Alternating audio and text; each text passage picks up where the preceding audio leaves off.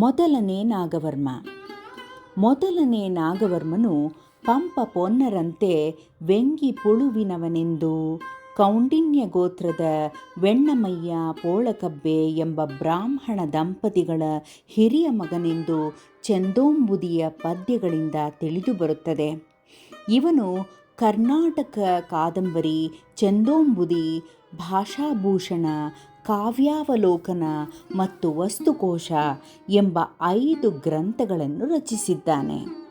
ಕವಿರಾಜ, ಬುಧಾಬ್ಜವನ ಕಳಹಂಸ, ಕಂದ ಕಂದರ್ಪ, ನೆಗಳ್ಟೆಗೋಜ ಎಂಬ ಬಿರುದುಗಳನ್ನು ಪಡೆದಿದ್ದಾನೆ. ಈತನ ಕಾಲ 10ನೇ ಶತಮಾನದ ಕೊನೆಯ ಭಾಗ. ನಾಗವರ್ಮನ ಚಂದೋಂಬುದಿಯು ಕನ್ನಡ ಛಂದಸ್ಸನ್ನು ಕುರಿತು ಹೇಳುವ ಮೊಟ್ಟ ಮೊದಲ ಗ್ರಂಥ.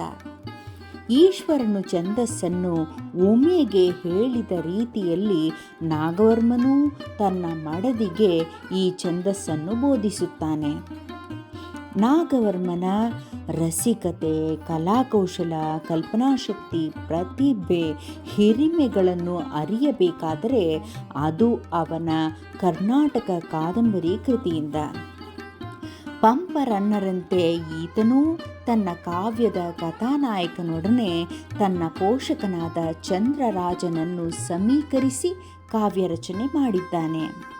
ಕಾದಂಬರಿ ಎಂಬ ಕಾವ್ಯದ ಹೆಸರು ಇಲ್ಲಿನ ಕಥಾನಾಯಕಿಯ ಹೆಸರೂ ಆಗಿದೆ. ಇವಳು ಗಂಧರ್ವ ಕನ್ಯೆ. ಆಕೆಗೂ ಚಂದ್ರಾಂಶ ಸಂಭೂತನಾದ ಚಂದ್ರಾಪೀಡನೆಂಬ ರಾಜಕುಮಾರನಿಗೂ ನಡೆದ ಪ್ರಣಯ ವ್ಯಾಪಾರ ಇದರ ಕಥಾವಸ್ತು.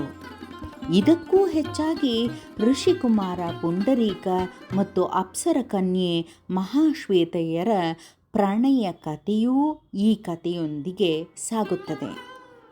ವಿರಹದಿಂದ ನಲುಗಿದ ಪ್ರೇಮಿಗಳ ಸಮಾಗಮ ಅಂತ್ಯದಲ್ಲಿ ಆಗುವುದರೊಂದಿಗೆ ಈ ಕೃತಿಯು ಸುಖಾಂತ್ಯ ಕಂಡಿದೆ.